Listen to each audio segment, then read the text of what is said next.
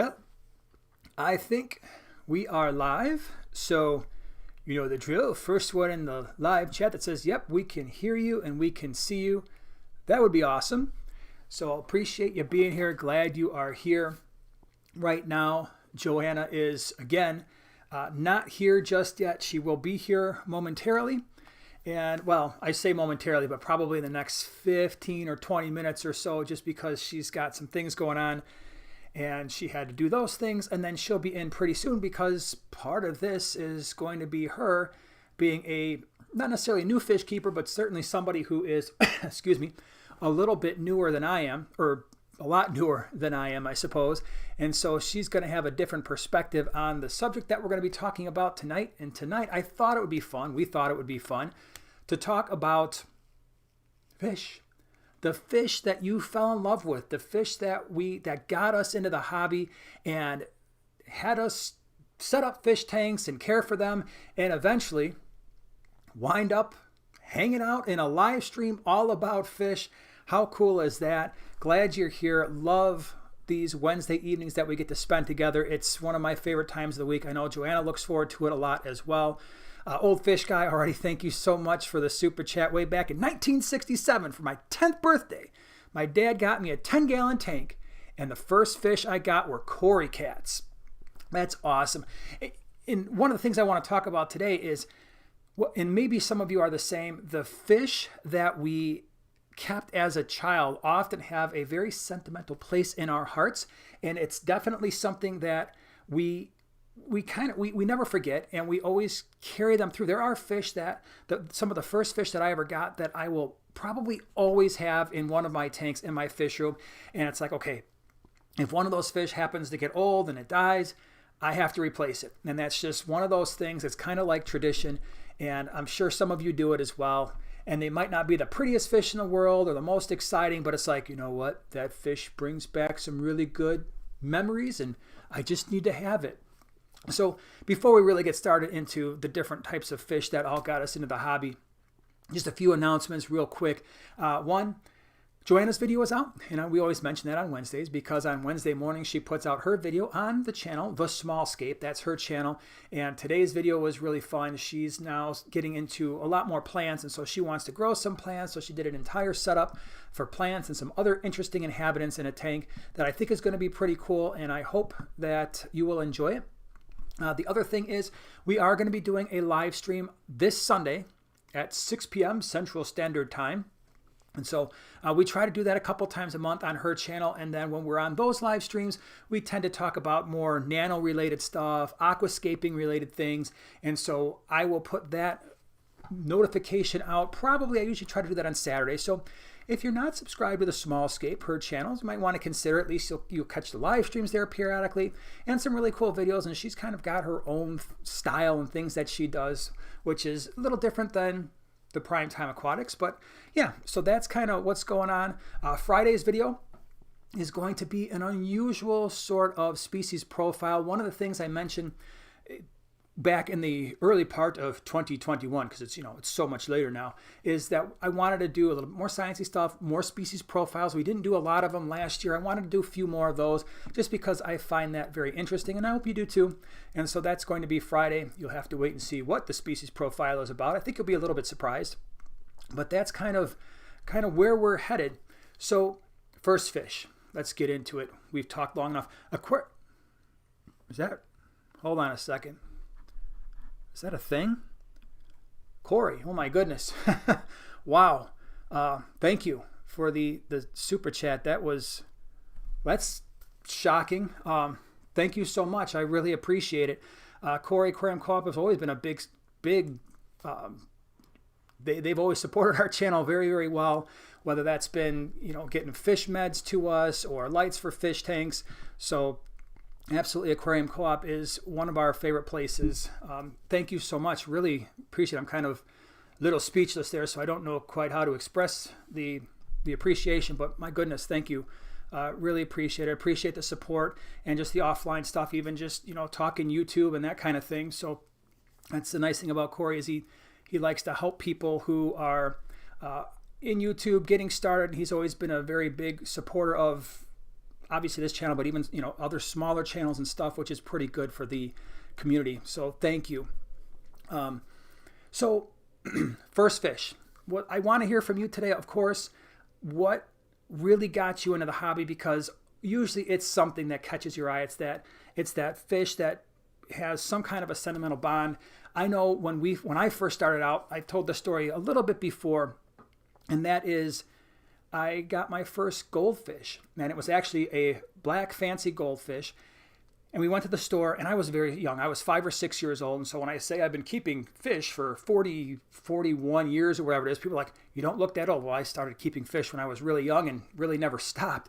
So I went to the store with my mom, and I remember looking at all the goldfish, because we didn't know anything about fish. And back in those days, this is the 1970s, you just grabbed a goldfish and you stuck it in a bowl and you did your water changes like every other day, and you had the 1 gallon fish water, or the sink water that just kind of stayed out. That was what you did back then, is you put the water in a container, and they told you just leave it out for a couple days, and then when you're ready to do your water change, you can just swap it out. So that's what we used to do. And so I had this black fancy goldfish, and its name was Popeye because it was the only black fancy goldfish in the tank, and it was the one I wanted, but it was missing an eye. And as a little 6-year-old, I didn't care. I just liked the fish. So I remember like my mom and the fish store clerk were kind of looking at one another like, are you sure you want this fish? And I was like, yeah, that's the one I want. So we took it home, and it lived a pretty decently long time in that bowl. And we did the water changes. It was fun feeding it. And it just seemed to just snowball right away. I think my parents picked up on the fact that I really liked it. And the next thing I know, at least from memory, I had this 20-gallon tank. That was the first one that we got from a relative. And it had this gold flake background. And for those of you who grew up in like the 1970s, you will know what I'm talking about. These weird backgrounds, and it was just like a shiny gold thing, and there were so many cool fish. And now I see Joanna is walking into the room. I told you she'd be here shortly, and so welcome. Welcome. Happy Wednesday. Yes, I guess it is Wednesday. Yeah. So I was telling the story about, the progression of the fish. So we had the black fancy goldfish, and then I was 6 or 7 years old when we got this 20-gallon tank, and there were some fish there that absolutely I love, and I still keep them in our fish room today, and that is the gourami. And so I've done species profiles on most of these fish, but like the gourami, like the opaline and the blues and the golds, those were the ones I really loved as a kid. I just loved, their little, the tentacles, the feelers, and they just kind of, good stuff. Yeah, they're somewhat aggressive, but back in those days, again, you didn't have an internet, and a lot of the books were kind of older, and a lot of the fish back then, they were just discovering them so fast and bringing them into the hobby that a lot of the books were out of date anyway. And so, you put a gourami in the tank, and then we had some guppies and some platies, and cory cats have always been such a big part of our fish room, and something that will always stay, because that was what you did. Like back in those days, like, okay, I've got my gouramis, I've got my gouramis, I mean like a gourami, platies and guppies and cory cats at the bottom. And then back then, and maybe I'm just remembering it as a child, but I don't remember seeing a lot of algae-eating fish other than the Chinese algae eater. And that was just what you got, and you threw those in the tank. And the other one that really stands out is the hatchet fish. And so it just seemed we always had the silver hatchet fish, and they'd tell you, hey, be careful, they're going to jump out of the tank. And we'd leave like this much space, and all of a sudden we'd find one on the floor and trying to figure out a way to cover the back of the tank as well. So that was kind of like my early setups, and because of that, you will always see a gourami in our fish room. We've had, and they're always named Gary. So he always named him Gary. That's just because when I was a kid, that was the name, and that will always be the name. So we've had Gold Gary, we've had Blue Gary, we've had Opaline Gary, and I'll probably just keep cycling them through, and they all live a long time, and it's really awesome. We will always have cory cats, like I mentioned, and then the next tank that we got, because now I guess multiple tank syndrome has always been part of my life. Oh yeah. Because the next one that we got, we had the 20.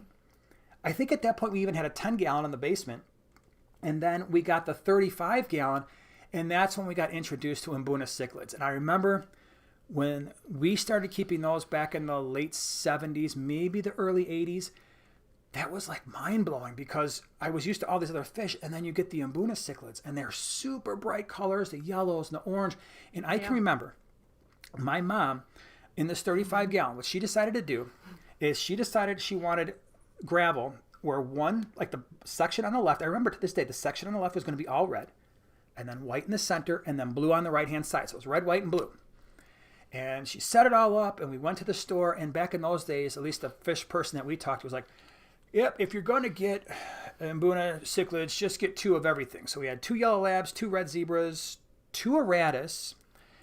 I think possibly it was either 2 Johanni or 2 Kenya. I don't remember. They were blue.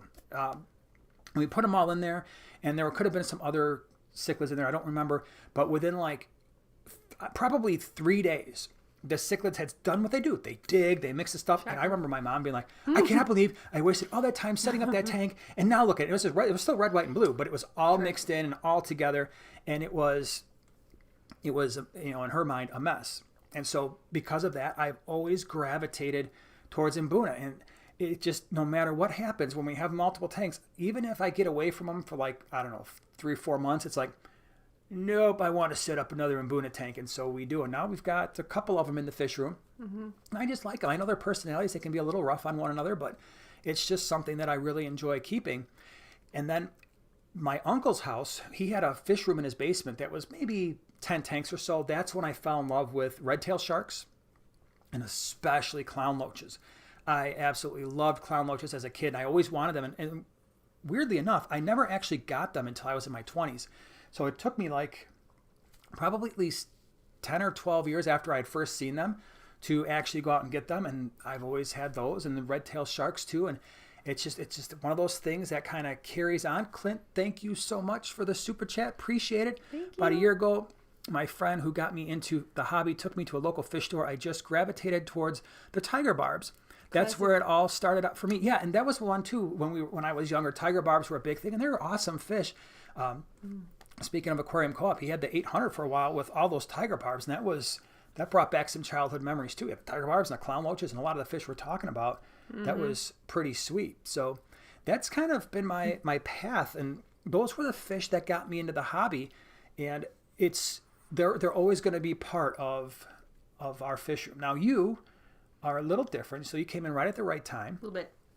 What were the fish that like absolutely were the things that you needed? What could it be? Bettas?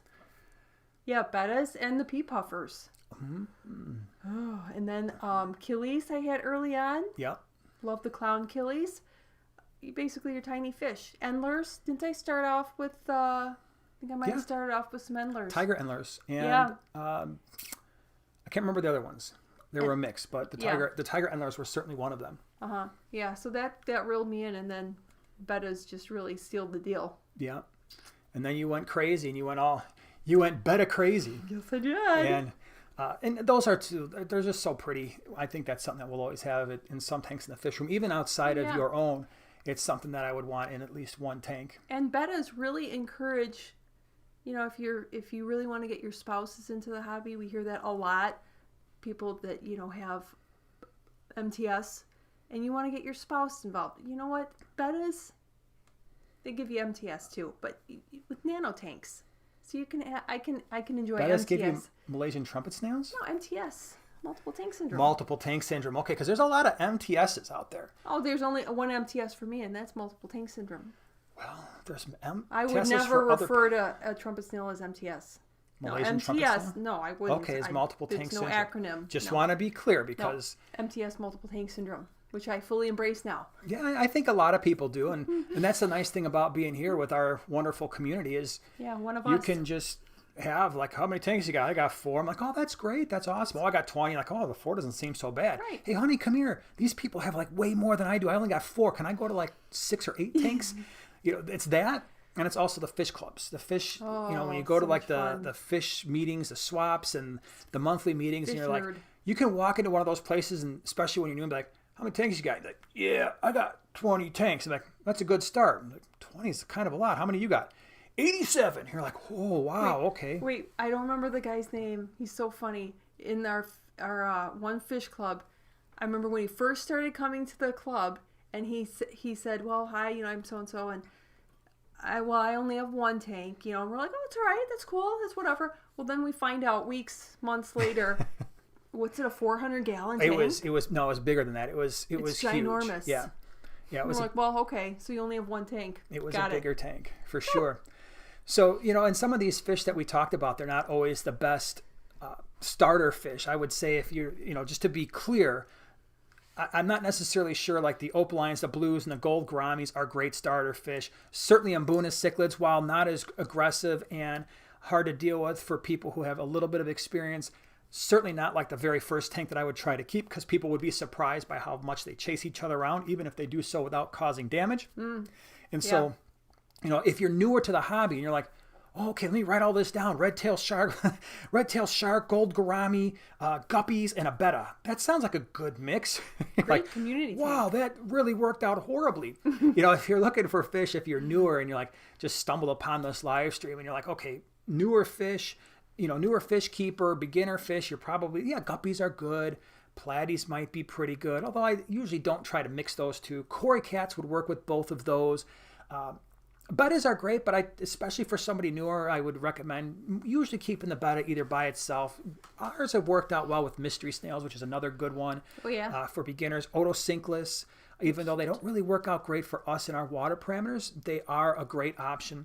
Almost all rasboras are really good options to mix with those. If you want to do a gourami, a honey gourami might be a nice one. We've got some of those. But those are good starter type fish. Yeah, we get what you're trying to say. Wait, there was a question for me. Okay. Ooh, all right, hold on. Can we do a couple of these super chats? Then we're going to get to the questions. We're just going to jump right into the questions and the comments and go with that today. So, Michael, thank you so much for the super chat. Guppies in the mid-70s. I was quickly overrun until my little brother came home with an Oscar. I no longer had a guppy problem. Yeah. No, solve it. That's interesting you mentioned that, because I, too, did the same thing, although it wasn't the Oscar. When we were kids, we would go to the creek and we would actually just catch fish, and then I would try to bring them home and put them in some of our tanks. I discovered two things as a child. Bluegill, sizable bluegill, will eat your guppies and your neon tetras. They do that. Wow. And the second thing I discovered, which actually surprised me, I had bluegill that were big, and I put them also in my Mbuna tank. And I discovered there that even though they were much larger than the Mbuna, they didn't stand a chance. I had to take them back and throw them in the lake because they were getting really beat up inside of 24 hours. So little kids, that's kind of, some of the things that you learn. Whipswirl, thank you so much for the super chat. 6th grade, 10-gallon tank, half a dozen guppies that turned into hundreds. Graduated to Piranha in high school, hated them, switched to Oscars, hooked ever since. I had piranhas at one point as well, and they're interesting fish. There's no doubt about it.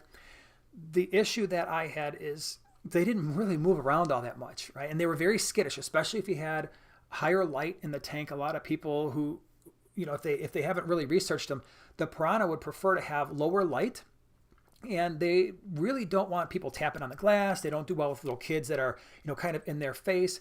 And they can get a little bit rough with one another. So a lot of times you'll see torn fins and things, and they really don't move a lot. But they are interesting. But yeah, Oscars, I agree with you. They are fun. Very fun. They're cute. So I did see a question that I wanted you to address, and Amanda asked it. Maybe it was the same one. Oh, yeah. Joanna, was there a time before your tanks where you didn't embrace my multiple tanks? Well, I kind of chalk up MTS as any other collection. And I'm a collector. I collect knickknacks, bric-a-brac, all sorts of collections, and I just realized that was one of your collections. And in the beginning, you just took care of all the tanks. They were down the basement, so it didn't really cause me any kind of grief. Now, I know right at the start, you wanted me to help do some stuff like scape, and I would just say no for a while until I did that. And you also wanted me to go to the fish clubs, which at the first I was like, nah. But then all it took was like one, and then that hooks you too. So, yeah, and then you were bugging me. There was a couple times with the fish clubs where I don't remember what was going on, but I was like, I don't know if we're going to be able to go this week. And you're like, oh, come on, then I'm going to take Luke and go. Right, like, and we did. And and we left me behind. And so it just kind of evolves that way. Mm-hmm. So yeah. All right, let's take some of these. If you got questions, now's the time. Throw them in the chat. And by the way, if I don't see your question, I always feel bad sometimes because I'll get comments afterwards. Oh, hey, you didn't get to see my question, but love the stream anyway. But if you've got like a question that needs to be answered, don't obviously spam the chat and make it really hard for the moderators. But if you've got a question and I don't see it, definitely repost it. But just wait a few minutes until I get to it, because I sometimes don't get to all of them. All right. So let's see here. Joseph asked, does anyone know why my Odessa barb loses its color at night, then find it in the day? That's very normal. For fish just in general is, well, let me rephrase that. It's normal if the lights are off for some fish to lose their color, and then after you turn them on, they start to regain their color. In fact, it's one of the things, every once in a while, I will run a little short on time when it comes to shooting a video. I'll have a video that's supposed to go out in the morning, and I will shoot a video and I will just turn on the lights, and it's sometimes I'll mention, hey, I just turned the lights on. That's why the fish are looking the way they do. So sometimes when the lights are off or they're starting to, go night times, they will mute their color a little bit. And then when the lights go back on, usually after about 15-20 minutes, they look a lot better. So that can happen. If that's not what you're talking about, then yeah, if it's just something where it's like, hey, I'm normal, and then all of a sudden the color goes away, that can also be due to aggression or fear.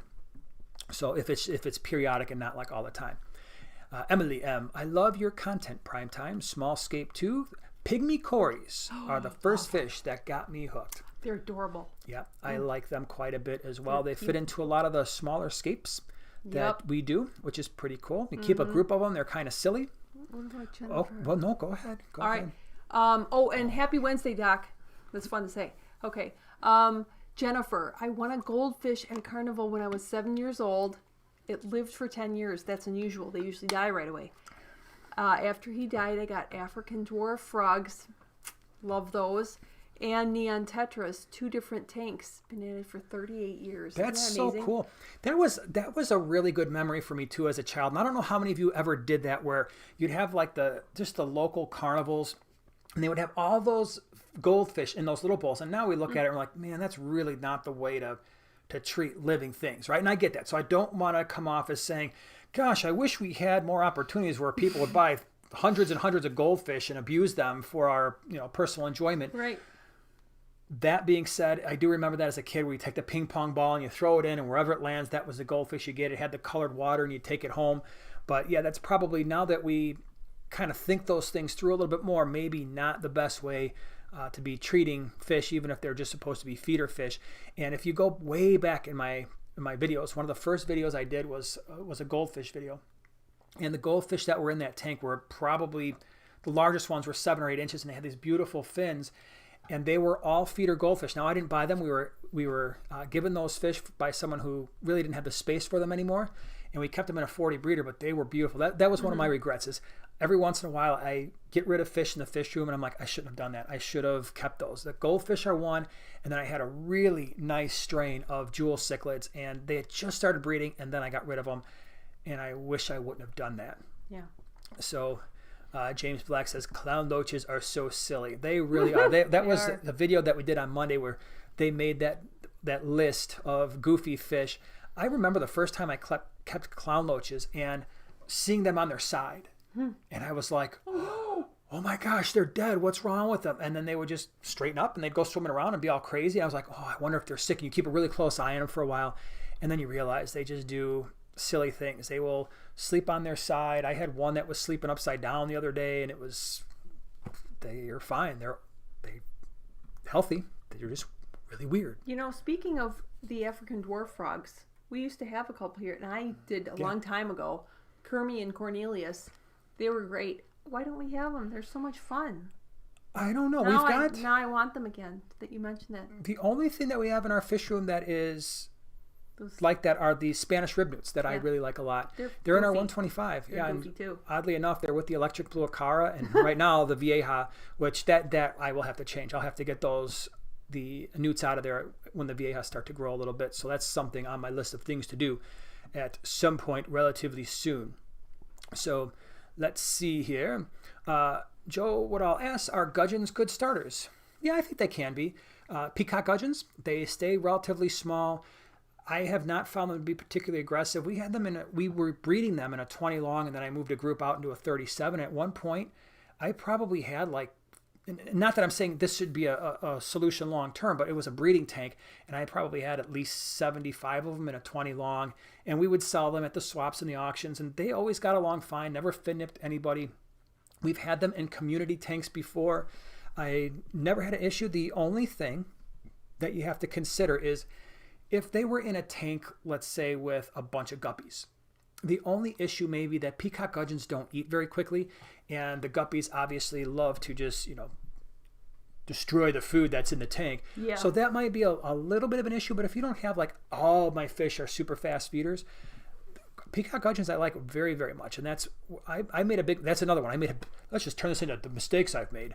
That was the other one is I was breeding them forever, and then I stopped, and then I let my breeding group get a little too old to the point where they were no longer breeding. I wish I would have separated some pairs and kept that line going. And now they're all gone. They all got really old.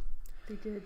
Let's see here. Kim, I got myself into a little MTS after attending the first GCCA auction 2 years ago. Went from 150-gallon show tank to 7 additional smaller tanks. Yeah, Kim, I remember that.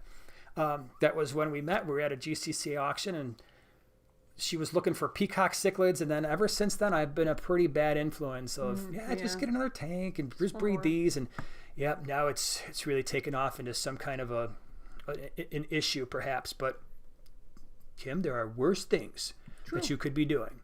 So let's see here. Daniel says my Mbuna aquarium is like an MMA match, so hopefully they're not doing too bad with one another. I have the Mbuna, and we've talked about these a number of times. It's a matter of getting the stocking levels right. And if you want to add new fish to an Mbuna tank, I am a big believer in make sure they're small enough not to be eaten, but not too large where the other Mbuna are going to think that they are a threat. And that tends to work out pretty well. We got 6 very small electric yellow labs that are maybe, 2.5 inches in the 75. I put them in there like a month or two ago. They're fine. They're just completely left alone. Yeah. So. Yeah. Mary Page is here. Mary Page, what's up? And hey, Myrtle. What's up? Awesome moderators. All right, let's see. Andrew asks, what is your favorite type of fish? Would you like to answer that first? I think that will be a short answer. Favorite type of fish? Well, definitely Betta, but it's definitely tied with the pea puffer because I just adore my pea puffers, and I could just gaze into their cute little eyes for hours. Yeah. I'm going to think of, and then you can say. You're going to tell me mine? Yeah. Well, just go ahead and tell me mine because it's more interesting that way. Geophagus. I mean, he is our flagship fish. Yes. So the Geophagus. Yeah, Altifrons is our my fish. Geophagus Altifrons is my favorite fish. Yeah.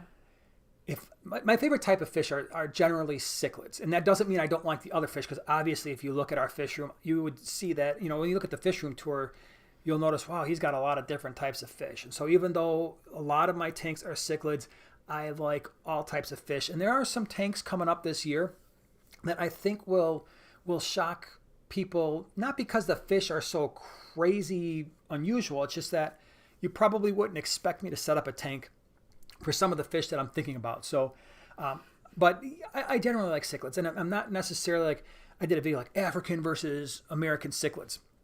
I like them both. I mean, obviously, if you look at the fish room, we've got a lot of each. But I would say if I had to settle on a group, I can settle on the cichlids and still keep lots of different types of fish. All right, let's see here. Leroy says, I have gourami and a cory cat. Yeah, that's a nice combo. They generally just leave each other alone. And you got the cory cats on the bottom being all silly, and the gourami's all over the place doing its thing. Both fun to watch. Yep. All right, let's see here. What else do we have? Joseph, does anyone know why oh yeah, we already saw that one. I think I scrolled up pretty far back in the day. You gotta go the other way. I gotta go the other way.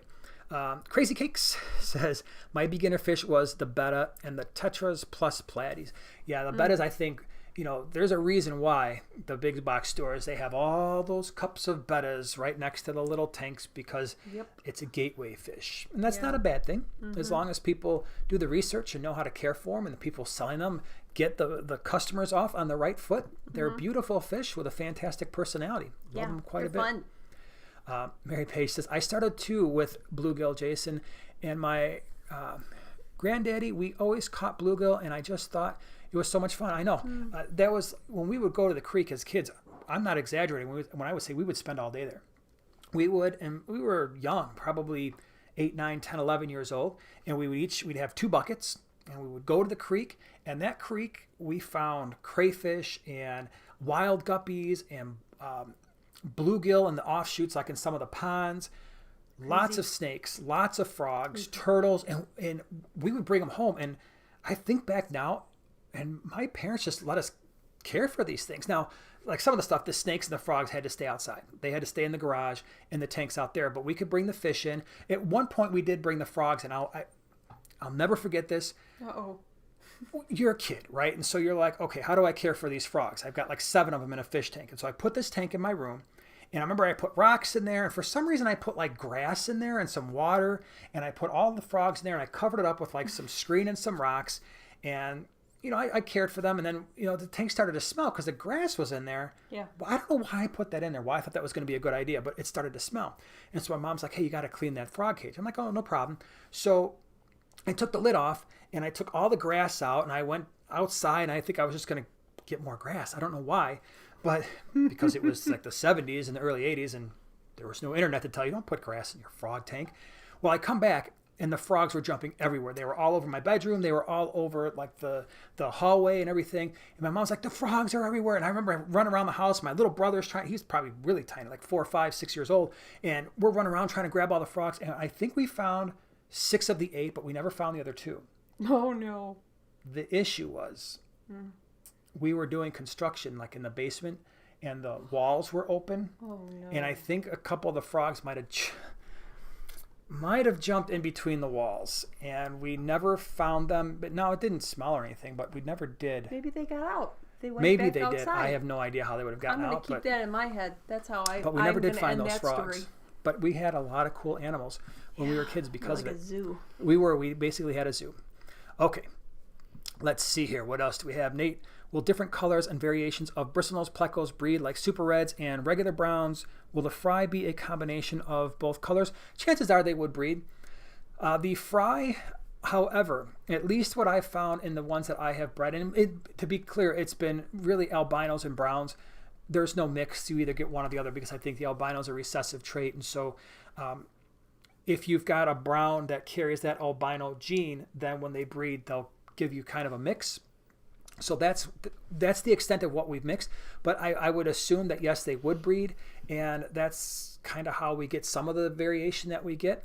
So but I'm not sure, like with the super reds and the browns, if someone has mixed those and bred them, I would love for you to put that in the chat because I'm curious myself what you get out of that. Are you getting a mix? Are you getting almost all browns because that's a dominant trait and no reds?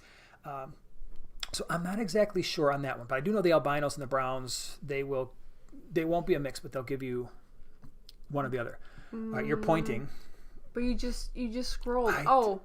That's up there. The B101? Yeah. Sorry for the repeat, but does anyone know if Simless and Brevis can interbreed? I couldn't find any Simless, and my local fish store only had one. My wife bought me a bunch of Brevis, and we have them in the same tank. Could they interbreed? I don't actually know if they would. I would think that there's a possibility that they could potentially hybridize, and so for that reason, I don't know if I would necessarily keep them in the same tank long term. And if you get any fry from those and they are a mix, I would certainly try to separate those and get rid of them. But if possible, I would probably try to separate them. Will they interbreed? I haven't mixed them, so I'm not 100% sure. I think genetically it's possible. I just don't know about behaviorally if they will be interested in that, because a lot of people, even like with the Mbuna cichlids I found in my Mbuna community tank, yellow labs stay with, it's like yellow. We got yellow labs and red zebra and Johanna and Kenny and ACI, and I never had them interbreed. I never had them produce hybrids in that tank ever. They always just bred with one another. So I don't know if that will happen with your shell dwellers or not. But they're pretty different though. I mean, the Brevis they're larger, they're more bulldog looking, where the Simless look a lot more like Maltese. Spider Monkey 304, thank you so much for the super chat. Would anyone recommend if I can add small tank mates for a 10-gallon with 2 Dalmatian mollies? Small tank mates with 2 Dalmatian mollies. By the way, JFK2, thank you so much for the super chat. Didn't want you to think that we missed it. Really appreciate it. Thank you so much for being here. So, the Dalmatian 2, you got in a 10-gallon tank mates. I think pygmy cories would probably work really well.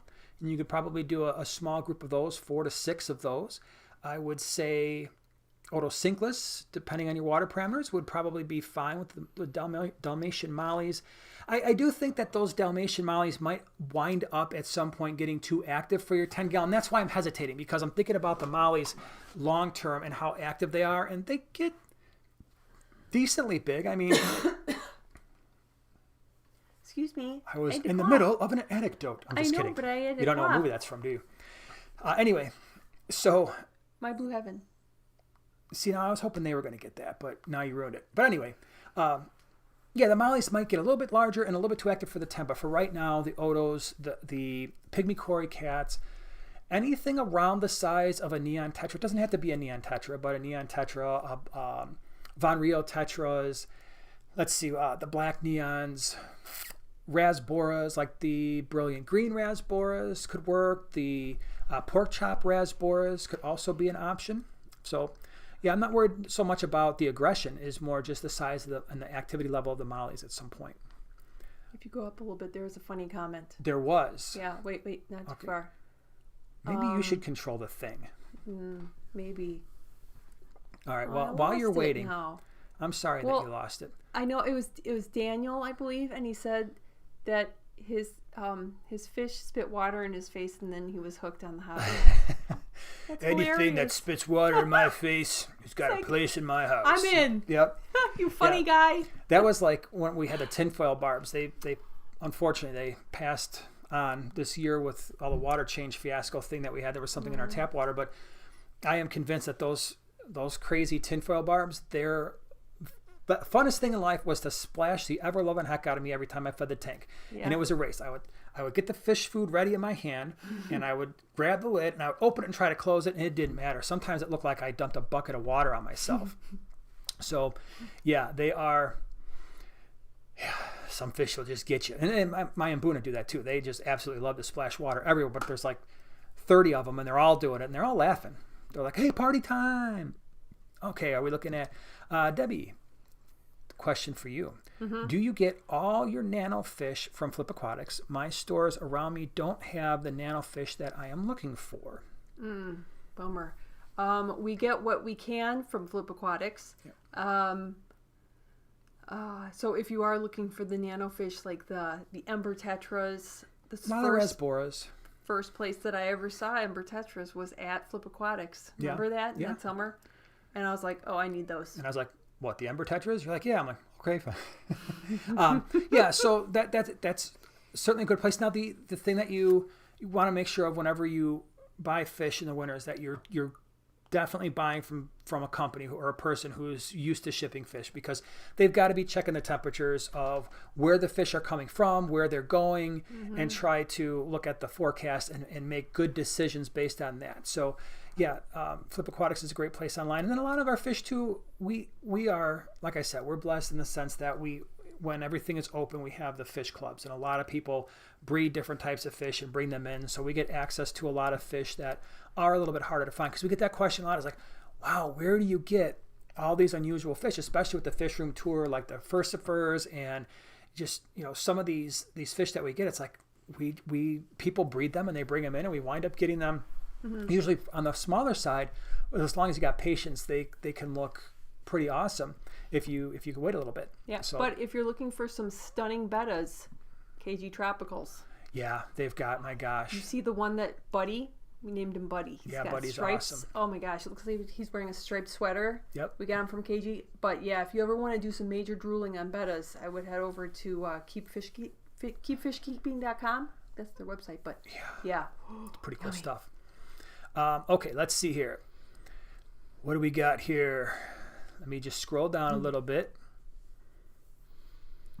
Xanadu, hey ho, fishy folks. Much love to you all. Glad you're here. Thanks for being here. Thanks for sharing all the wonderful wishes to the community. Let's see here. Francis Taylor. Can I leave my Serene Lepro plant light at the default settings for my plants? I don't know what that light is. So maybe if someone's familiar with that light, they can chime in, but I'm not sure. I've never used that light. I've actually never even heard of it. That's probably a bad thing. Let's see here. Crystal. Settings, I would think so. Well, I don't know, because it depends on how bright that light is. Yeah. So Crystal Jones, I have fry from my bristlenose plecos, one albino and one regular brown. I got a fry mix of both and had a few calico. That's pretty cool. Yeah, I found the same thing with the albinos and the browns. As long as that brown's carrying the albino gene, then yeah, you'll get a nice mix of both, which is awesome, because if you're trying to eventually sell them, some people like the albinos, some people like the browns. It just depends on how much they want their plecos to stand out in their aquascape. Rippling Water, thank you so much for the super chat. Thanks. The power will be going out where I live over the 2nd, 3rd of February for 6 hours overnight. Do I need to act, or will my fish be fine? I have 3 tanks, 2 on sponge filters, but 1 is on a canister filter and in the garage, though it is summer here. What should I do? It's 6 hours. It depends on the fish. I don't necessarily know if any of your fish are going to experience stress to the point where they would die, but it depends. So a lot the larger barbs, like I know when we've had issues with filtration, if something goes down, tinfoil barbs struggle a little bit, ballast sharks will struggle. Anything that's going to be in constant motion and has kind of like that higher energy level, those might be fish you want to watch out for. If you had a fish room full of bettas, it wouldn't really matter at all. But with the sponge filters, I think the easiest thing to do would be get a battery-powered air pump and go that route with it. You can find the battery-powered air pumps that will easily power your sponge filters in those 2 tanks. The canister filter, I'm assuming that's a medium-sized tank. The nice thing is you know about it now. Depending on how many sponge filters you currently have running, I'm wondering if it would be possible to put 1 or 2 in that tank that's running the canister filter. The canister filter's going to be an issue because that is a sealed environment with no water flow. Those microbes will start to die relatively soon. Now, I can't give you a number like, oh yeah, 90% of them are going to be dead inside of 3 hours. I don't know what that decline rate is going to be. I would certainly try to have something with water movement in that tank, whether that's for right now adding in a some kind of a power head, or like I said, even a sponge filter. If you can get those going now and put a few extra ones in your established tanks and then be able to move them over. I know what is today, the 20th, so you'd have about 2 weeks. It's going to be cutting it pretty close. But like I said, if you can get in a couple extra sponge filters, get them in your established tanks. Possibly move the older sponge filters into the tank with the canister filters. Leave those less established sponge filters in the existing tanks. You should have a lot of beneficial bacteria growth on the substrate, on your decorations. The other thing that you'll probably want to do is just make sure that you've kept up with your water changes. Make sure that your nitrates are definitely under that 20 parts per million before that happens. And I think if you do those things, you will be in good shape. The other thing that I would definitely consider, don't feed your fish for 24 hours before that happens. So a lot of times when we are talking about swaps and auctions and I'm bagging fish, I know they're going to be in a bag for 6, 7, 8 hours. I will stop feeding them a day before I know that swap or auction is going to happen, because the ammonia that's produced won't be so much. So all things that you could consider. Hopefully, I hope that helps. And it's summer now, so Rippling Water, Australia. Do I remember correctly? Is that where you're at? Yeah. Isn't that crazy? Yeah. January, summer. It's pretty awesome. It's crazy. It's cool. Yep.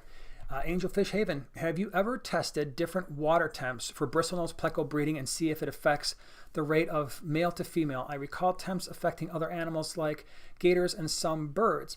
Yeah, there are actually some fish too, and now I'm trying to think of what the specific fish were. I think maybe, and don't quote me on this, but certain Epistogramma might have that. What is the other one? It's a common one too, and I can't remember now. I haven't tested it on bristlenose plecos because we keep all of our tanks right around similar temperatures, which is 77, 78. And with those temperatures, we get roughly 50-50 when male and female. So that would lead me to believe the water temperature situation probably wouldn't have as big of an impact, but I haven't tested it, so I don't know. I have a question. Okay, go ahead. Okay, B101. Joanna, I asked you on Instagram, and I didn't see if you answered. I'm really bad at Instagram. Sometimes You're I don't. bad at YouTube, too. Sometimes I don't see that I have a message on Instagram.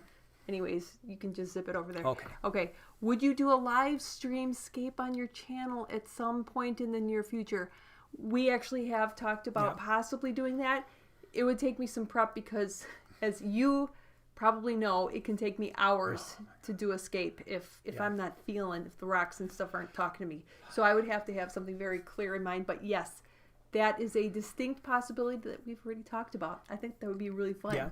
And part of that too is, and we mentioned this a few weeks ago, at some point we need to set up our live stream area in the fish room, because that also takes care of another question, and that is somewhere in here it said, Snowball and Strike, can you take us to see a fish tank? Strike the budgies. If you saw what was on the other side of this computer, you would see why that's just not possible. We've got the cameras and the lights and the audio and everything, so we're not on mobile, which means we can't really move. It would be fun. It would be fun, and to be on mobile. It would be fun, and it's something that maybe we'll do at some point. We just have to make sure that the quality is good.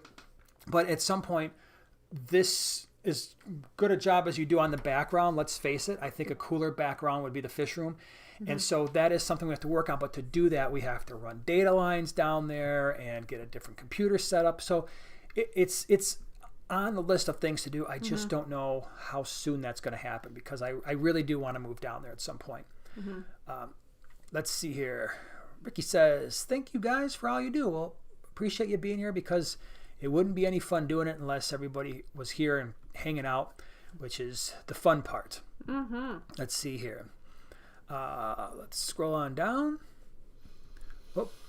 Geek Mashup, what type of air pump would you recommend to filter 4 tanks, 20, a 36, a 40, a 75 in a fish room? What type of air pump? So, amazingly enough, I'm not good with the smaller pumps, because when I had tanks like that, so when I had a 20, like if I had a 20, 36, 40, and a 75, and that was all I was going to run, I would just run hang-on bags. So at one point, we didn't move to sponges until I built out basically the part 1 fish room tour, until we built out that part.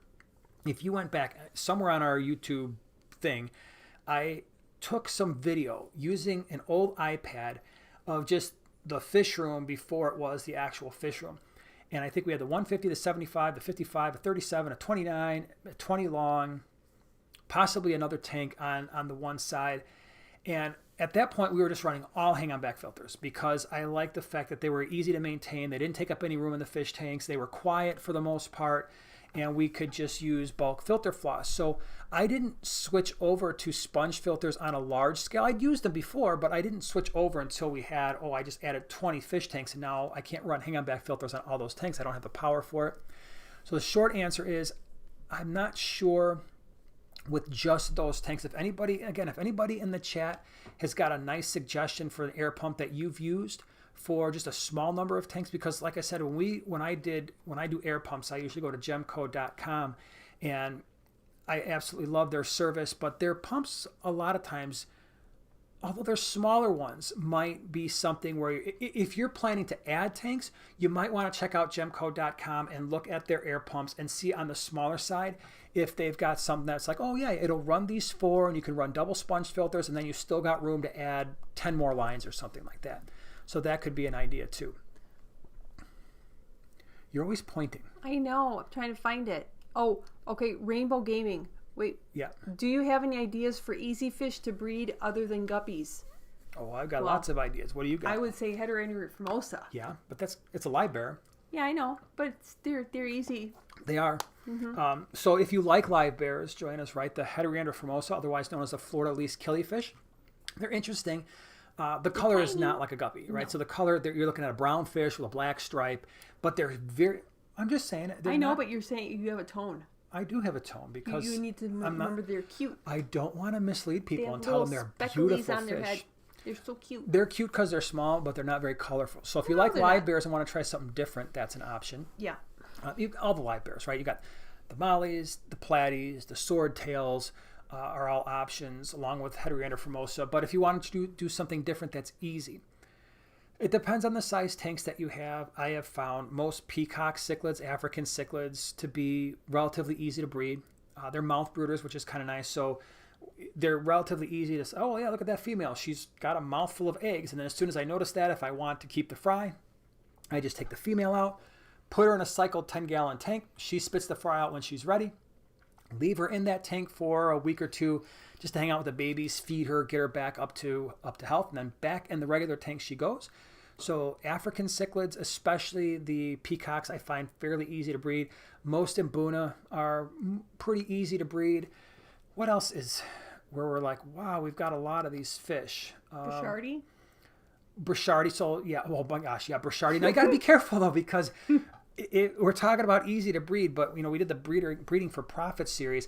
Some fish that are easy to breed are also very difficult to get rid of. Like convict cichlids, you will breed. All you need is, I've got a male and I've got a female, and boom, they're gonna breed for you most likely. And the problem is you're gonna get a lot of fry, and at least in our area, you literally cannot give those fish away. Like when people bring them to fish clubs, they bring them to swaps, they bring them to auctions, nobody will bid on those. I mean, they'll be like, at the end of an auction, they will hold up a bag of convicts and be like, does anybody want these? And secretly what they're saying is, does anybody have fish large enough where these could be good feeder fish, where they will catch them? Does anybody have Dovi or Oscars or something large? Mm-hmm. And usually someone who's got large fish, like, oh yeah, I've got Dovi, just give me those things. That's kind of where we're at. And then of course, the fish stores aren't going to buy them either. So when we're looking at easy to breed, it really depends on, okay, are you easy to breed, want to sell? Because if you're easy to breed and want to sell, then a lot of the shell dwellers do good. Because now what you're looking for is easy to breed, easy to sell, really hard to keep alive when they're shipping, right?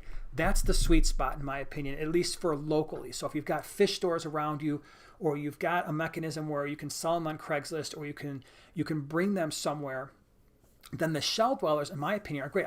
I'll tell you right now, when it comes to people asking me, hey, do you sell fish? The shell dwellers are always by far the number one thing. And part of that is when you go to, at least around us, you go to a pet store, they're really expensive. It's like, I cannot believe you walk into some of these local fish stores. I'm like, oh my gosh, they're charging $25 for a multi. They're charging $25 or $30 a piece for Neil Amperlagus similis. I'm like, my goodness, I've got like 250 of these things at home. And the reason they're doing that is, unless someone's breeding them in the area, they don't ship well. They really don't like temperature changes. They don't like high ammonia. And when you combine all those things together, now you've got an issue. So shell dwellers, the Cyprochromos leptosoma, if you were to go back, we've done a species profile on those. They are Lake Tanganyika fish that are absolutely gorgeous. They breed relatively easily, not necessarily quickly, but once they get to size, they basically just have their kids, and they don't eat them or anything like that, but they can go for a lot of money, and they ship horribly. And then there are fish like the rainbow cichlids, which will breed readily, but again, you got to worry about, okay, can I sell these things? Can I move them? Will somebody take them, sort of thing? What else? I mean, there are so many. Pretty much most large South and Central American cichlids, as long as they're getting along, and you've got a pair, like for us, the Midas cichlids. We did a species profile on them, and I show you like, okay, here's what they looked like. Pretty much I take people through like, okay, here's where we got Roger and Ruby, and they were like this big, and they grow and they grow and they grow. And then they had their own group of fry, but they wound up having like 800 fry. And it's like, there is no way you're getting rid of 800 fish, right? So you just be careful with that, because a lot of times easy also means hard to sell. But cribs, also apistos, depending on your water parameters. Mm-hmm. Okay. I thought I saw, I did a super chat. Thank you so much, David. Appreciate it. Love your channel. What type of pleco can I have with peacocks? That's a good question. So for us, when it comes to the peacock cichlids, obviously bristlenose. We have them in almost all our tanks. And when I say bristlenose, a lot of times people think, oh, ugly brown fish with the things coming out of its head. Wow. That's not what I think. I'm just saying some people, you used to think that too, and Yeah, you still kind of sort of do. Maybe. But we keep bristlenose with all of our cichlids, and I cannot recall ever having an issue. That's our Mbuna, our peacocks in multiple tanks, no issues, anywhere from 29 gallons up to 125 gallon.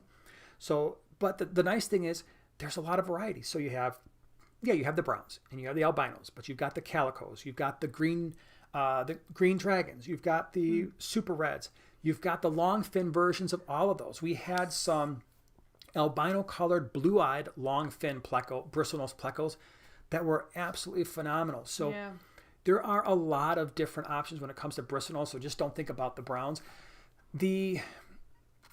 I hesitate with some of like the more expensive plecos only for two reasons. One, sometimes especially when you get like the hypensisterus, the water parameters are pretty different, where your cichlids are like in that harder water with a higher pH. Some of the plecos you just have to be a little careful of because sometimes they want a more acidic environment with softer water. So that's why I stay away from them.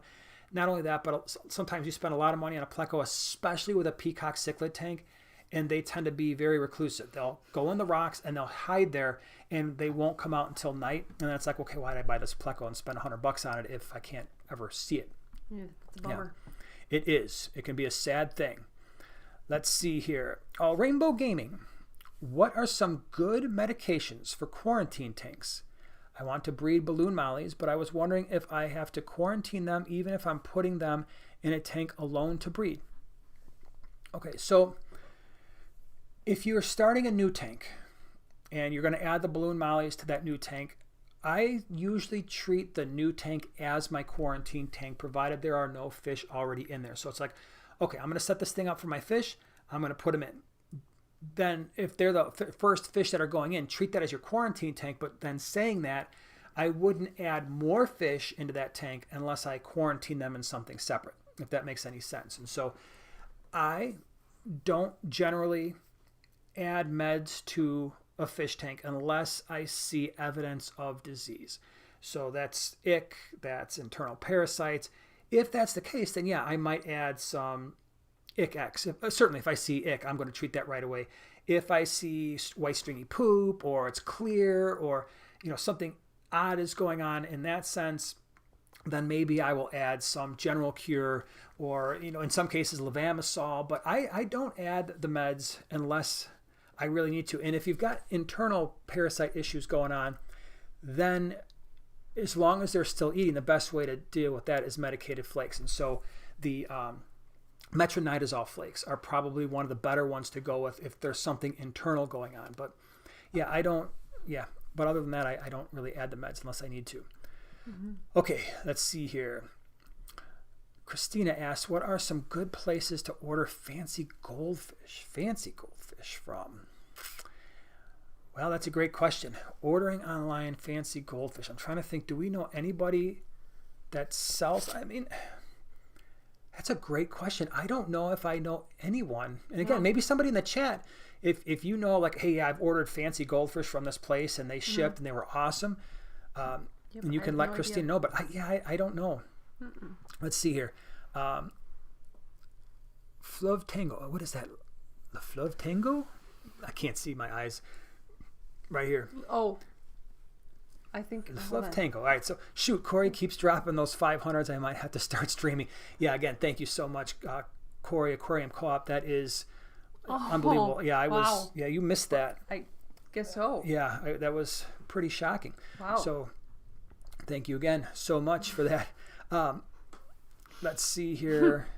Can a Beischer live in a 55? Asks Anthony. Short term, I don't see why not. Usually when people buy them, they buy them very, very. I mean, I remember when we had one in our 150, it was only like, I don't even know, maybe 3 or 4 inches. It was a little tiny guy. I think longer term, maybe you'd probably want to consider moving that up to a 6-foot tank just to give them plenty of space. But if you've got one small and you're like, well, yeah, eventually I'm going to buy a 6-foot tank, that might be a better option. Let's see here. Oh, can I do Maltese and Bichardies together in a 75 gallon? It says Geek Mashup. Yeah, you can do that. The only issue, like I've mentioned before, the only issue you're going to have with that is Brochardes love to breed and Maltese love to breed. And both of them get a little bit aggressive when there are tiny little fish children in the area. And so sometimes that will cut down on the amount of fry survival. I suspect the issue might be more your multi-fry surviving than the Brochardi, just because the Brochardi have this whole, that their care structure is interesting in that some of the older clutches of fry will care for the younger ones. And for the most part, the younger fry tend to stay around the rocks and even will migrate to higher waters like midwater. We've got a group of Brochardi fry in a 37 right now that pretty much do that all the time. So yeah, they can live together. The question is, if you want a lot of fry survival, that might not be optimal. The other option is, if you're looking for midwater, you could look at the Cyprichromis and the feather fins. Now, again, are you going to get maximum survival? Probably not. But the nice thing about the Cyprichromis and the feather fins from Lake Tanganyika is they don't breed as much. Like the Brochardes, if you let them, they will overrun that tank and you'll have 100, 200 of those things. And then, of course, the question is, in your market, do you have a place to sell them? The feather fins and the Cyprichromis are pretty much a guarantee that you're going to be able to sell those. Brochardi, maybe not as much because they're a little bit more common. Okay, let's see here. Oh, here. I've got a question. Can I answer a question? Yes, you sure can. Okay.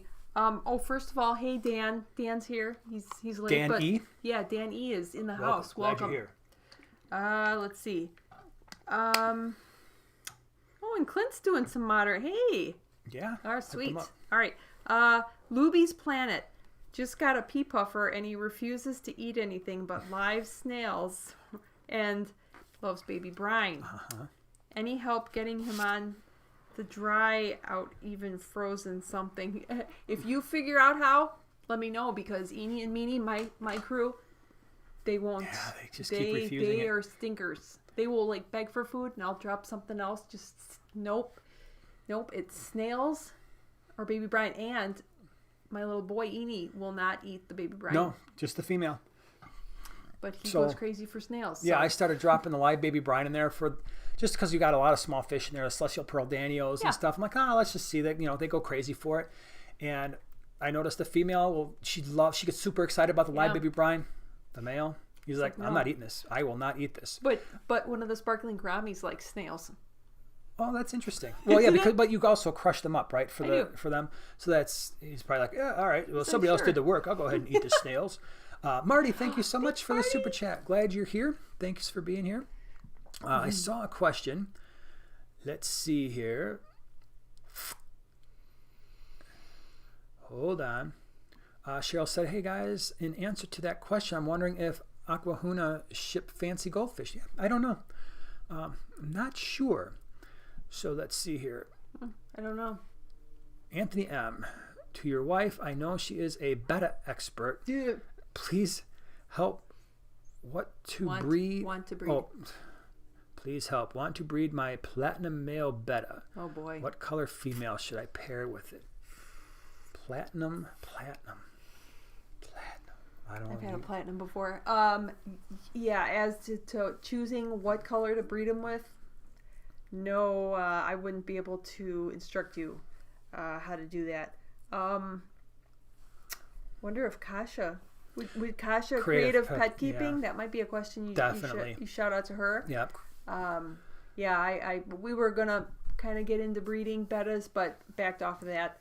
That is not probably. Yeah, probably the two people that I know personally that are good that answer that question would be Kasha from Creative Pet Keeping, and then Taylor at Simply Betta, because they breed a lot of bettas, and they would be able to give you a more knowledgeable answer. Yeah. I think. Mm-hmm.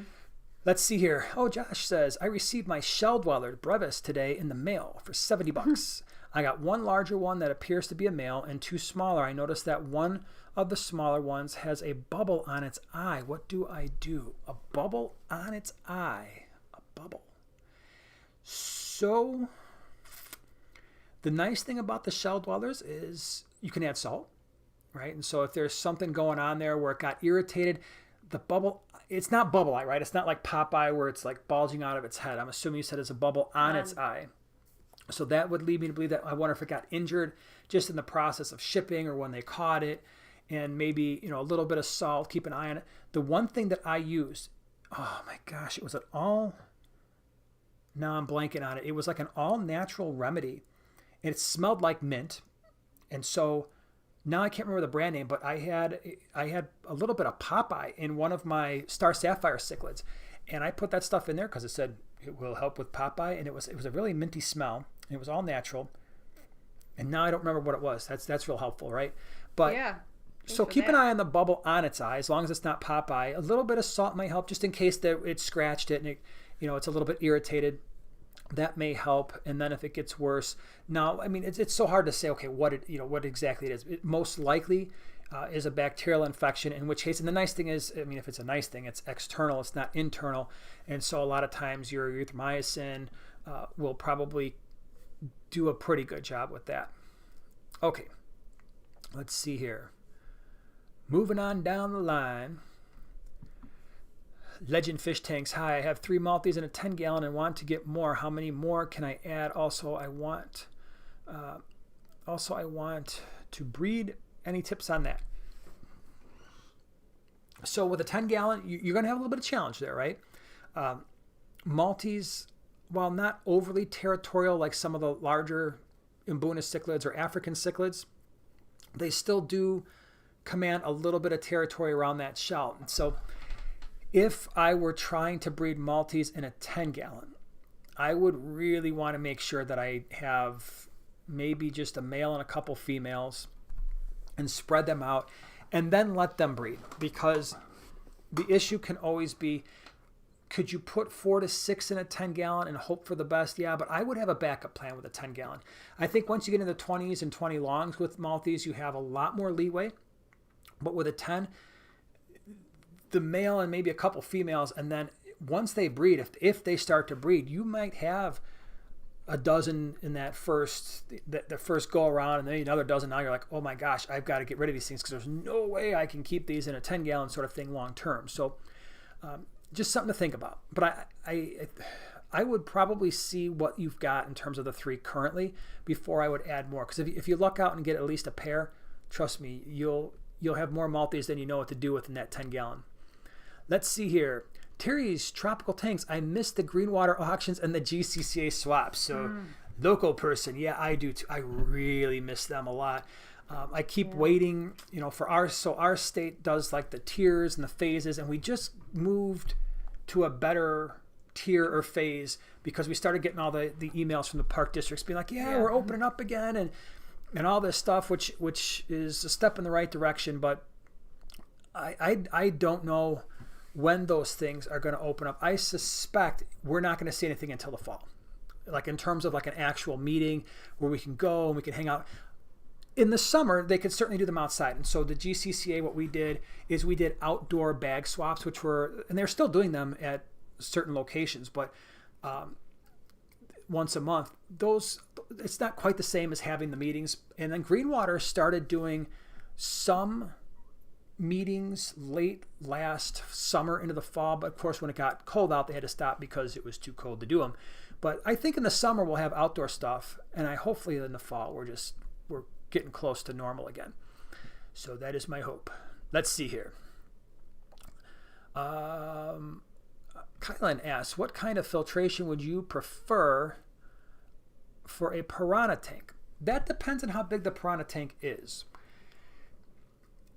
If it was, let's say, 125 gallon or less, I would probably go with a couple large hang-on back filters. And so you're looking at like the AquaClear 110s, you're looking at the Marineland Pro 450s, or the Tidal 110s. And so big hang-on back filters. And the reason I say that is Piranha, as you know, are very messy eaters. And so you've got to be really up with your water changes. You have to be really up with your gravel vacuuming. I would not do sponge filters with those fish just because they're too messy. Could you have a sponge filter in the tank as just a backup? Sure. But I would not do... The canister filters are good. Obviously, there's a lot of room there for biological filtration. I just personally know that I hate maintaining canister filters, and I don't do it, and therefore they wind up getting a little messed up in terms of their flow through and all that stuff. So that's why I recommend the hang-on backs, because you can go in there and be like, oh my gosh, this thing's a mess. Take out the filter pad, buy your own filter pads and sponge, throw them back in there, and just do that weekly. And it's a little bit easier, at least for me, than to tear down the canister filter. You don't have to do it as often, but it's just a pain for me. So I'm sure other people will be like, oh man, go canister filter, do an FX6, which isn't bad advice. I just don't want to clean them. So, Clint says, there have been several comments about aquarium salt. In other words, we need to step up our game here on the aquarium salt. Okay. So I did see one. Clint, just so you know, I did see a question. I don't remember who asked it, so I'm sorry about that. But the question was, should you add, so if you're going to do salt, should you add all the salt all at once and just be done with it and then maintain it, or should you add it in slower increments? I'm a big believer that when you're altering water parameters, do it slowly. And so whether that's temperature or adding a buffering salt or just regular salt like aquarium salt, I would recommend doing that slowly. And so what that means is, if you're dealing with cichlids, African cichlids, it's like, okay, well, I can add the salt. They like that. And so maybe what I'm doing is I just did a water change, and now I'm going to add 1 tablespoon per 20 gallons, right? And so if I've got a 100-gallon tank, I add my 5 tablespoons. Now that's very, very light. And so maybe the next time I do a water change in a week or so, now I up that to, as a maintenance thing, maybe 1 tablespoon per 15 gallons. I probably, at least in terms of maintenance, wouldn't go over 1 tablespoon per 10. But be careful, because if you've got plants and you've got salt-sensitive fish like some loaches or cory cats, you might be better off just not doing that at all. Okay. And if there are other salt questions, go ahead and somebody highlight them for me, and I'll try to answer that. Okay. Slacker. Chris asks, what Mbuna do you keep? I've kept a lot. Currently, we have a 55-gallon with some rusty cichlids, Pseudotropheus solosi. And then in our 75-gallon, I believe we still have rusty cichlids in there, although not as many. Yellow labs, Johanni, Kennii, red zebra, Metroclima elongatus, Pseudotropheus acei. Bumblebee cichlid there's a couple bumblebee cichlids in that tank. What else have been in there? I mean, my gosh, there's been quite a few. I know I'm missing some. Sokolophi have been in that tank. Blue cobalts have been in that tank. I currently picked up a buddy of mine, moved, and he's like, hey, dude, I've got these cichlids. I'm not quite sure what they are. And he gave me some, and so I threw them in there, and they're some type of Metroclima, I think, but I don't know exactly which kind. But those have all been fine. But I tend to stay away. Normally, I stay away from the bumblebees, but the bumblebees came from this buddy I was talking about, and they were smaller. So I'm like, all right, we'll keep them in there for a while. But for me, I stay away from the Demasoni, the Aratus. Usually the bumblebee cichlids, I'm not crazy about adding them to that group. But yeah, those are, for the most part, what we have in terms of Mbuna. All right, here's a stock. You want a stocking question? All right, Are you ready for this? Sure. Okay. Mark, does this stocking list work in a 36-gallon well-section tank? One angle, 1 honey gourami, 6 glowfish tetras, and 3 cories. Wait, what size tank? 36. 36 bow front? Must be. Okay, and what was the stocking? 1 angle. 1 angel? Angel. There we go. I'm like, what is angle? Okay, I got it. 1 honey gourami, 6 glowfish tetras, and 3 cories, and a partridge in a pear tree. 1 angel, 1 honey gourami, 6 glowfish, and 3 cories. And 3 cories in a 36. Yeah, I don't see why not. I just keep an eye on the glowfish. In terms of this, they're a little bit fin-nippy every once in a while. So, but I think if you don't have a veil tail angel, if you go with a regular standard angel, that might work. That might work. Can you give the angel like some boxing gloves? Sure. Well, they got the little hands. But yeah, I think that's a good start. You could probably do how many cories? 3. You would 3's fine, but if you did like 6 or so in that tank, and you could certainly get away with doing that, that would be cool too, because the more you have, the more comfortable they feel. Yeah. So I know we've got like 3 albino quarries and a 29, and they generally hang around one another, but it's not the same as we did. We've got Adolphi quarries in our 75 with our Gymnogeophagus, which I'm pretty sure I forgot to even show those in the last fish room tour. And they're like some of the coolest quarry cats. It just dawned on me as I'm saying this. I'm Really? like, I'm fairly certain that when we did part 2 on last Friday, I did not, when I went by the Gymnogeophagus 75 gallon, I did not show I don't remember seeing them. the Adolphi quarries, which are absolutely cool. But I think we've got 8 of those in that tank, and they really like to hang out together. And then we've got the orange lasers, which I hope I showed off. And I'm starting to think I did a bad job on that fish room tour, which I hope I showed off down there in the 50-gallon low boy. But we've got 4 to 6 of those, and they really like to hang out too. You need to do parts 3 through 7 now. I got to do something. All right, hold on. Super chat. Thank you so much. Slinky. How much current is too much for young African cichlids using 400 to 800 gallon per hour pump at the moment? So you're saying is that pump a wave maker sort of thing? And it also depends on the size of your tank, right? So if you've got 400 to 800 gallons in a 125, that's not the same as having 400 to 800 gallons in a 4-foot 55.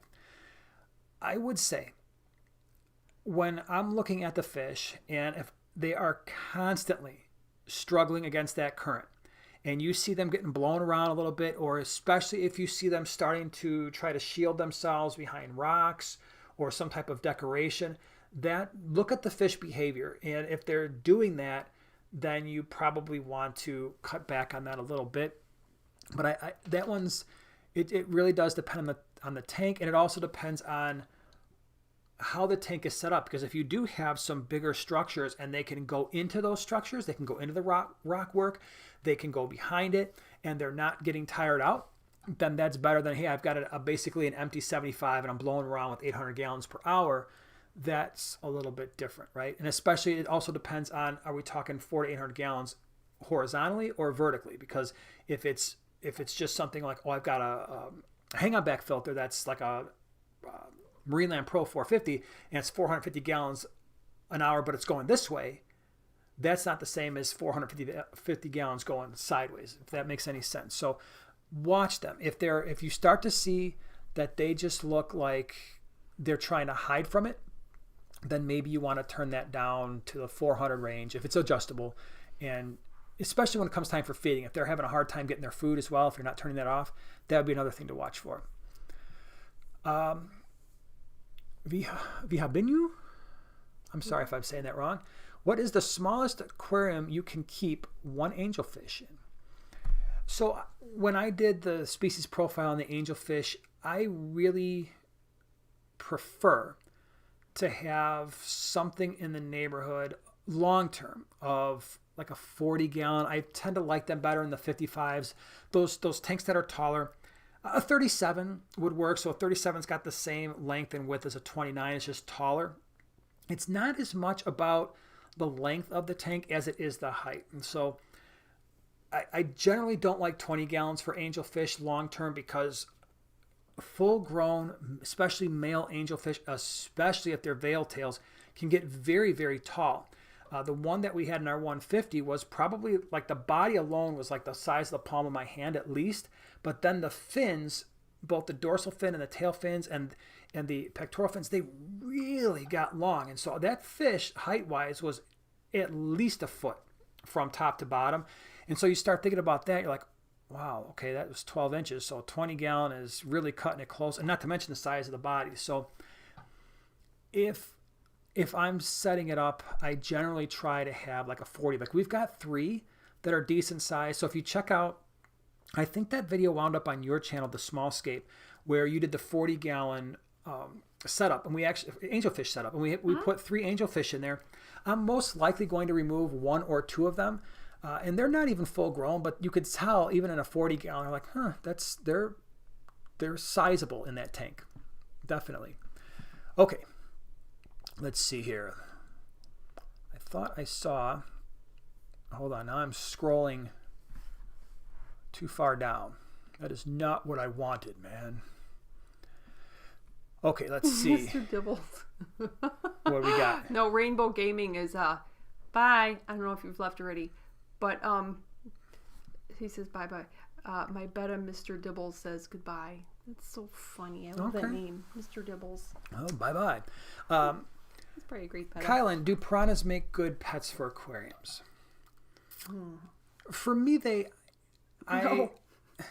Sorry. For me, I'm not crazy about them. Like I said, I've had them before, and I know there's this predator fish, and this when you look at the hierarchy and you see all these National Geographic specials and things, you're like, wow, yeah, look at these fish. I just think there are more interesting fish out there. Now, there's nothing wrong if you want to keep them, but just understand that they're not going to be very active. They are skittish. They do like lower light. And when I mean lower light, I mean to the point where there may be a light on that tank, but it's not anywhere close to what you would normally see in a fish tank, to the point where you can see in the tank and you can see the fish, but that's about it. You really don't want a lot of light in that tank. And of course, then you've got, the feeding. I know a lot of people are like, oh, I'm going to throw some feeder goldfish in there, but that absolutely has its own set of issues. And so people ask, do we ever feed live foods, like live fish to our larger fish? And I don't, because it just takes, when you look at the genetics of those feeder goldfish and the way that they're shipped and the way that they're stored from wholesale to pet store to the time they get to your house, they're genetically a disaster, a lot of them. They've been highly packed in these containers, highly prone to disease.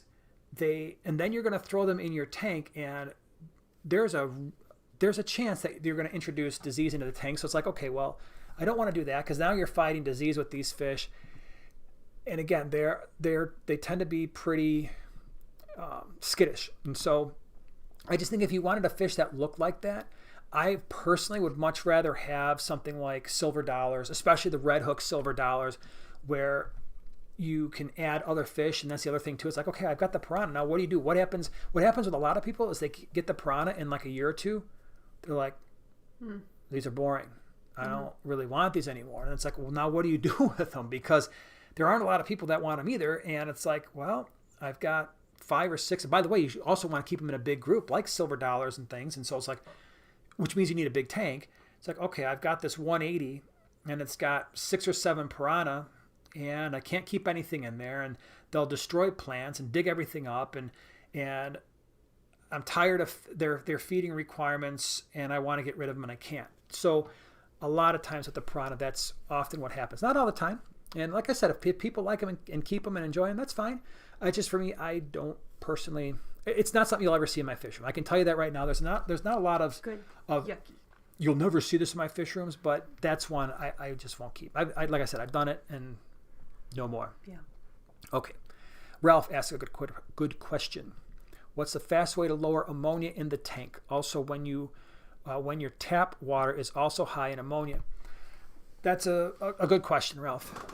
There's a few things that you can do with the ammonia. And I don't know when you say it's high in your tap water, what we're looking at in terms of parts per million. But the first thing, especially if it's in the tap water, is you can go the expensive, complicated route, and that is get an RO unit that will most likely pull the ammonia out of the tap water, and then you're going to have to remineralize the water before it goes into the tank.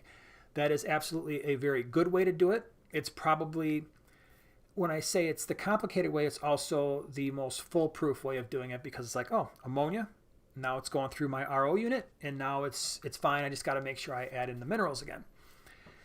Short of that, now you're looking at, well, one, you could, depending on the size of your tank, the other thing that you can do is put the water into some type of a bin, and maybe it's an empty fish tank, maybe it's a 30-gallon tote.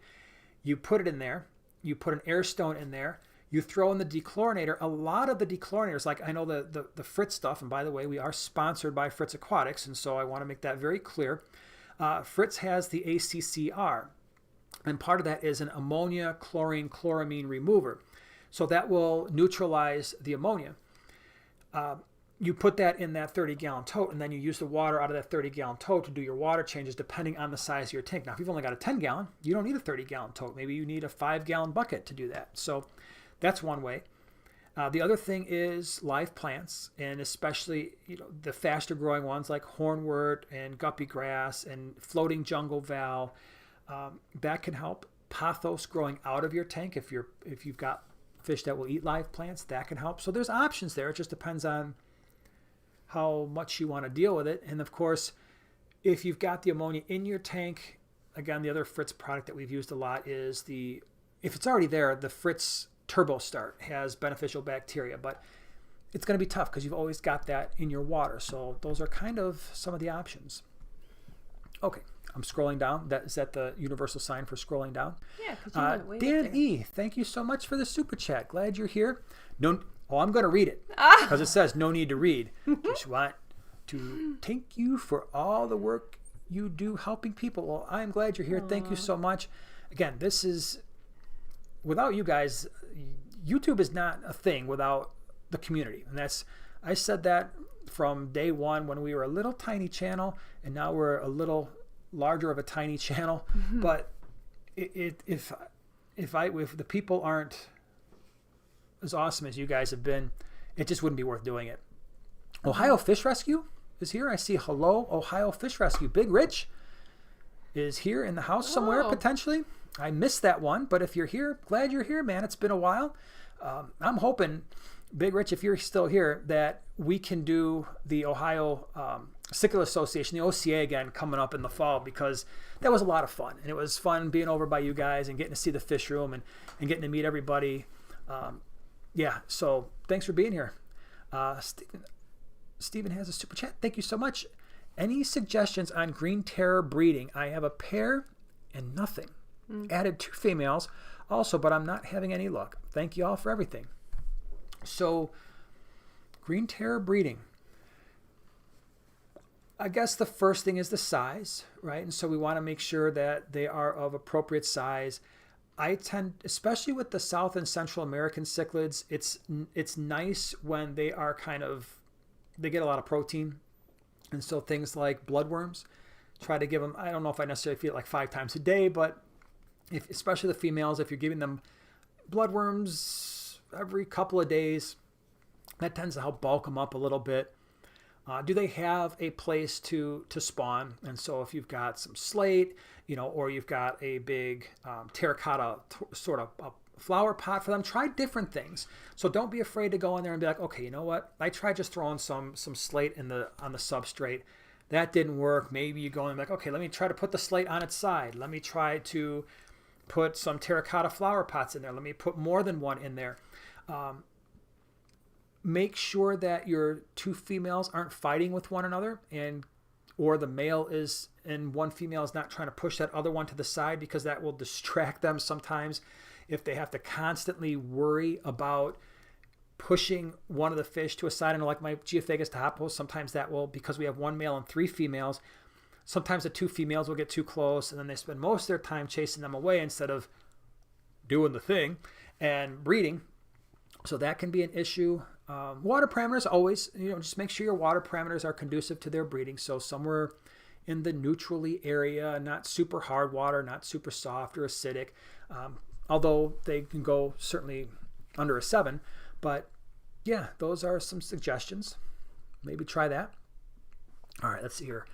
Jennifer, she's answering a question. In my open, angels and gouramis need to be moved ASAP. The neons could do okay in my opinion, the angels and gouramis need to be moved ASAP. The neons could do okay in a 5 planted, but it is not an appropriate size tank for what you have right now. So yeah, angels and gouramis in the 5, yeah, they'll need a larger tank. I definitely agree with that. I mean, if they're babies right now, you've got angels grow pretty fast and they eat quick. So yeah, I would probably want to get those in a larger tank. Let's see what else we got here. Geek Mashup, I have to go. Thanks for the great stream. Have a good evening, everyone. Thanks, Geek Mashup. Glad you were here. Let's see here. Zeph, EBA, and a large group of honey gouramis. Would that be a good combo? Electric Blue Acara. and a large group of honey gouramis. Depends on the size of the tank, but let's just assume that you've got that all worked out and you're looking at, and again, I don't know how many electric blue acaras, so if that's one, if that's a bunch. Electric blue acara get pretty big, they get pretty robust, pretty round, and so just consider that. We had a group in a 40-gallon breeder that eventually moved to a 125. The combination, I think, will work just fine. Electric blue acara, in my opinion, haven't been, they pretty much accept all the fish I've ever put in a tank, and the honey gouramis will be perfectly acceptable too. They're not very aggressive. So yeah, the combo will work. Just make sure the tank size is appropriate. There is Ohio Fish Rescue. Hi. What is the fish cycle? I just can't get it right. Big Rich, I'm pretty sure you're doing okay with the fish cycle there, my man. You probably have, at least in terms of a municipal fish room, the most incredible fish filtering system I've run across. I mean, the filter that you have in that gigantic fish room is more gallons, I think, than possibly all of our tanks. Wouldn't doubt it. And it's crazy. And he's got a ton of pothos. So, yeah, it's pretty awesome. Pretty awesome. Let's see here. What else we got? We'll take a few. Oh my gosh, we've been at this for a while. So let's take a few more, and then we'll call it a night here. LOL's 294 question: how to treat mouth fungus on only one fish, a ram, in a 52-gallon? Would medication with Canaplex and frozen food treat it by directing the food toward the ram? So, it could potentially help. The mouth fungus on only one ram in a 52-gallon. Is there a way that, and I don't know if, sometimes with the fungus, I prefer to move the fish out of the tank with that one, especially if it's only one. As long as your other fish are doing okay. Normally, I don't recommend that. Normally, I recommend, especially if it's something like ick or you've got a larger scale bacteria issue. But sometimes with the fungus, I like to kind of treat those things independently. Also, I don't know if the ram is a German blue or a Bolivian, because the Bolivians will tend to deal with salt a little bit better, and that's another thing. Take a look at, go to the fritzaquatics.com and look at their medications. And I always forget the med. And at some point, I'm just going to have to, is it the Furan 1 or 2? I don't remember, or the Maricin 1 or 2. But one of those works pretty well with the mouth fungus too, if your Canaplex doesn't work. So the food, I don't know if it's as necessary with a mouth fungus. If they're still eating it, it certainly won't hurt. But the other thing too is try to identify what's going on in the tank to make sure that it's not a water parameter issue, because a lot of times with the fungus, there might be something going on with water parameters. What do we got? Riley Kelly. Okay, Riley Kelly. Does anyone in the chat have any tips for managing aggression in multis? I have 5 adults and some fry in a 20-gallon long, and the breeding male constantly chases the other. So, in a 20 long, so I think if it were me and I was having that problem, one of the first things that I might try to do is set up a little bit more, if it's possible, if it's like not already overwhelmed with fry and shells. Is there any way to kind of move those shells around a little bit and put in a larger rock structure in the center without taking up too much of the space for your breeders? Just because sometimes that line of sight block works fairly well. Like for instance, we have breeding going on with shell dwellers in 220 longs. One of them is a Similis, Neolamprologus similis tank, and the other one is gold ocellatus. And as some of you know, those gold ocellatus are fairly aggressive. Yep. And even with that, they tend to, for the most part, leave one another alone. But I also have some rock work in there that will allow them some separation. In the Similis tank, I have 2 sets of rock work on either side of the tank, and that also helps. The other thing to consider is if you're starting to get a lot of breeding, do you have enough shells in the tank? And so sometimes just having those shells allows the males to feel a little bit more comfortable. So those are all options. And if none of that works, and the other male is really getting to the point where it's like, okay, it's up in a corner, it's stuck in this side of a tank somewhere, or halfway stuck in a shell, you might just have to remove that male. The other thing that's probably going to happen is as those fries start to grow and you get more fish that are subadults, a lot of that aggression gets spread out to the point where it's not an issue anymore. Like when you look at our 50-gallon lowboy and our 20 longs with the Similis and the 40 breeder with the Maltese, there's not a lot of aggression, or nobody's getting finned up because there's a lot of fish in there. It's like the males at some point just like, you know what, I'm going to live in this shell. I'm going to take care of this shell, and I'm going to have a female, and everything is going to be great. But there's no point. They would literally go insane if they try to protect a large group of that tank with so many fish. All right, let's see here. I'll take a couple more. Let's see. Everybody saying hello to the Ohio Fish Rescue. Yep, say hello, everybody. Nice beard. And hey, J.A. J.A. said nice beard. J.A. to J.A. J.A., well, thank you so much. Big Rich, I saw your Facebook post with the car today. He had a car back in the day with a massive engine. Oh. Yeah, sticking out the the top. manly mobile, huh? Yeah. Okay. Yep. So, Kimmy asks, what size sump would you need for a 55-gallon tank? I want to recognize the question, but I'm not a good person to answer that question because I've never run a sump. Amazing. It's not because I don't like them. It's just the nature of our fish room. I would have to probably run an entire group of tanks on a sump, and I just haven't gotten around to doing that because I got to drill the tanks and everything. But 55-gallon, I'm sure you're fine with a 20. You know, you could run a 20-gallon sump out of there with very few issues. Let's see here. All right, let's do. Oh, somehow I just jumped all the way to the bottom. M&C Aquatics, what is the average lifespan of Maltese? You know what? That's a great question. I have so many of them. There's no possible way I can tell when, something is born and when it finally dies. So from personal experience, I haven't been able to follow it, but I think you can expect somewhere in the neighborhood of at least 4 or 5 years.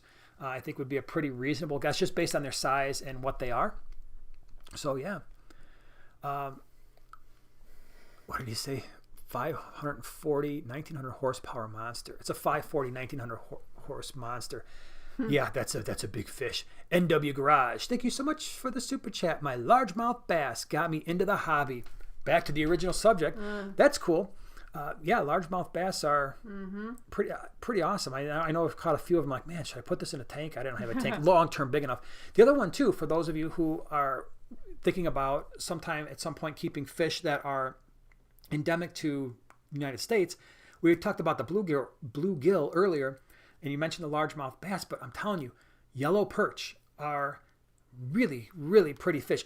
Just put them on a black substrate with a black background, and you'll get the nice yellow and the orange, and oh my gosh, they are really cool. Okay, one more. I promise. We're going to do one more question. David Allen, my blue Convict parrots just had fry, about 20 to 30 of them. Is there anything special that you recommend to take care of them? They are in a tank with 3 Venustus and 3 Tropheus dubosi. If you want to keep them, you're going to have to probably get them out of that tank because the Venustus is definitely going to try to eat as many of them as he can, as quickly as he can. Now, I know that the blue convicts are pretty decent parents, but that Venustus is an opportunistic predator, and he will probably slowly bring that down. Like, oh, I had 30. Well, now I got 20. Now I got 15. What happened to all those fish? Now I got 5, and maybe a few of them will survive in the rock work and stuff, but if you want them to survive, I would definitely try to get them out of there or remove the Venustus and the Tropheus. I don't think the Tropheus are going to go quite as hard after them. And then for us, when it comes to small fish, I don't care. Everything we've ever bred is live baby brine for a little while until they're comfortably on prepared foods. And so that's what we try to do. All right, everyone. I think we are going to call it a night because this has been the longest live stream we have ever done. Yeah. Once again, thank you to everybody who did the super chats. Thank you so much. Again, Corey from Aquarium Co-op. That is still trying to get over that one. Really appreciate it. It's I always appreciate your support and the support that you give all the channels, not just ours, but especially the smaller channels. It's been really awesome for the community to be able to kind of lean on your experience. And to our awesome moderators. Moderators, thank you so much. Appreciate you being here. Don't forget, if you like this and want more of it, Sunday, 6 p.m., we're going to be on The Small Scape, Joanna's channel, and we're going to do something nano or aquascape related. And if we don't see you then, hopefully we'll see you next Wednesday. And we will see you. Hope you have a great week. Bye.